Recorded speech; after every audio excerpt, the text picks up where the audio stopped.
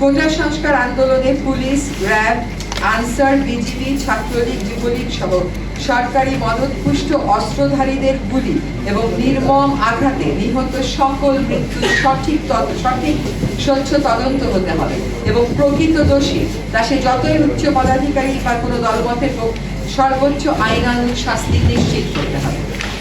2. স্বাধীন, গ্রহণযোগ্য এবং বস্তুনিষ্ঠতার সাথে প্রতিটি হতাহতে এবং আইন শৃঙ্খলা বাহিনীর অস্ত্রের ব্যবহার ও বল প্রয়োগের বিষয়ে জাতিসংঘের উচ্চ পর্যায়ের বিশেষজ্ঞদের তত্ত্বাবধানে তদন্ত হতে হবে। এই প্রক্রিয়া দ্রুততম সময়ের মধ্যে শুরু করতে হবে। 3. ইতোমধ্যে সংগ্রহিত ছবি, ভিডিও ফুটেজের মাধ্যমে চিহ্নিত সকল হন্তারক ও আক্রমণকারীকে অবিলম্বে গ্রেফতার করে আইনি প্রক্রিয়া শুরু করতে হবে। এ ব্যাপারে কাল বিলম্বের কোনো সুযোগ নেই। 4. জাতির ইতিহাসে সংগঠিত এমন নজিরবিহীন হতাহতের শিকার সকল নিহত আহত নাগরিকের পূর্ণাঙ্গ তালিকা সরকারকে অবিলম্বে প্রকাশ করতে হবে।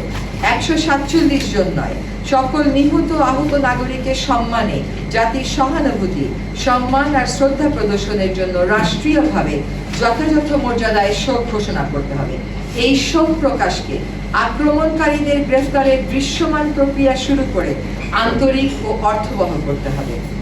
দায় মেনে নিয়ে প্রত্যেক নিহতের পরিবারকে পর্যাপ্ত ক্ষতিপূরণ দিতে হবে এবং পুনর্বাসন নিশ্চিত করতে হবে। আহতদের সুচিকিৎসা নিশ্চিত করতে হবে। অঙ্গ হারানো সকল নাগরিকের পুনর্বাসন নিশ্চিত করতে হবে।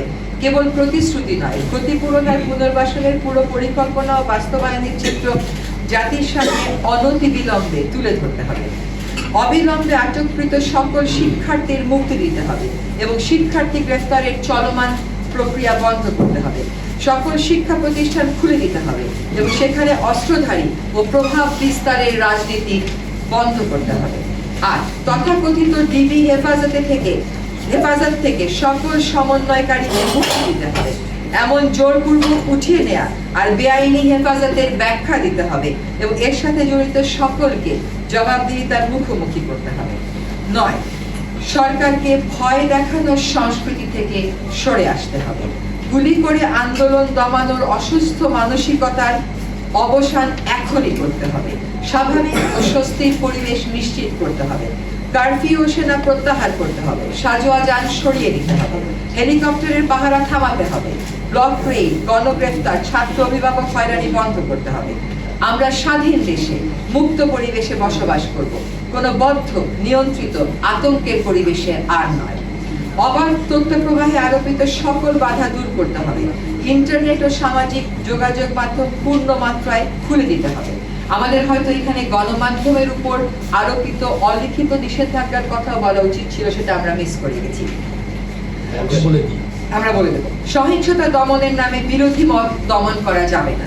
স্পষ্ট প্রমাণের মাধ্যমে সহিংসতার প্রতিটি ঘটনার তদন্ত করে দোষী ব্যক্তিদের শাস্তি নিশ্চিত করতে হবে। আমরা দেশবাসীকে কঠিন আত্মপ্রত্যয়, সাহসিকতার সাথে দলমতের ঊর্ধ্বে উঠে সক্রিয় ও দায়িত্বশীল ভূমিকা পালনের আহ্বান জানাচ্ছি। ধন্যবাদ।